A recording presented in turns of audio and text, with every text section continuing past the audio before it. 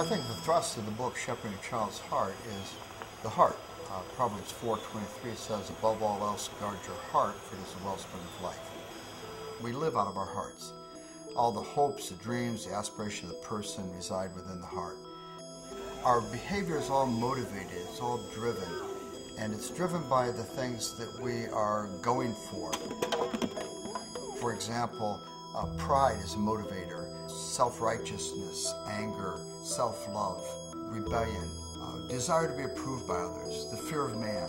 All these things are pushing and pulling behavior all the time. So Shepherding a Child's Heart is really focused on getting beyond just correcting behavior to addressing those heart issues. What prompted Margie and me in writing the book Instructing a Child's Heart is the fact we've had hundreds of conversations with scores of young people over the last 10 or 15 years who are raising children. And we've become aware of the fact that there's a very great problem. Parents don't spend enough time in what I'm calling formative instruction.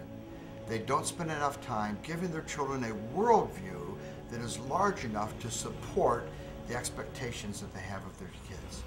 And so we're really emphasizing the Deuteronomy 6 material in this book. Moses says there, you teach these things to your kids when you walk along the way, when you lie down, when you rise up. It's something we're involved in all the time. We're giving them a worldview that is accurate and biblical and true. I like the way it says it later in that chapter. It says, these things shall be upon your hearts, and you shall impress them on your children.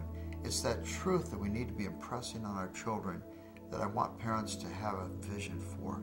To realize that this parenting task is not just managing kids. It's not just about soccer class and lessons and all those other things, but it's really about helping kids understand the world biblically. Shepherding a Child's Heart has a focus on the things that underlie behavior, getting to those heart issues that drive human behavior. In Instructing the Child's Heart, the focus is more on helping our children understand, planting within the heart those things that they need to know in order to live in the world that God has made in a way that pleases God. And because our culture has moved so far away from Christian consensus, the necessity of us doing this job is greater and greater than it's ever been.